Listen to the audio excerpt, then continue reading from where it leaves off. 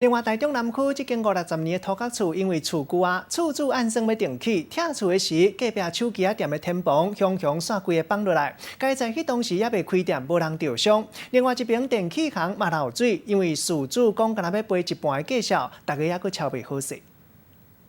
监视器翕到昨早起10点外，手机行的天棚熊放落来，规个变甲阴蓬蓬。好佳在迄当阵也未开门做生意，才无人受伤。现在怎么帮我们处理啊？现场柜台规个乱草草，天棚破一空，碰椅嘛桥拢报销啊。手机行的业者看到水工气，想袂到隔壁伫拆厝，家己嘛受到影响，一团乱啊！啊，这个也坏掉啊，那个都一直砸下来。好险那时候没有人来上班，不然我可能坐在那就被砸到了吧。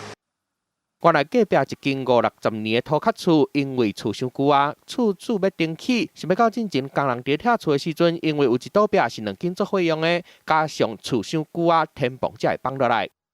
啊，你出一半，啊，咱把这水箱补强起来，补强之后，啊，我们把这个拆掉。我这个基本洞的话，有多情况一定会倒去，啊，那个这多情况若倒去要剩项的。那安尼，另外一边的电器行业者嘛讲，隔壁伫拆厝嘛造成因兜漏水。开的时候，我们隔壁的话，他也要给我们做安全措施，不要漏水。像我2楼都会喷水进去。不过对方的厝主坚持，敢若愿意负一半的责任，和手机行的业者真不满。目前双方各地的协调，记者综合报道。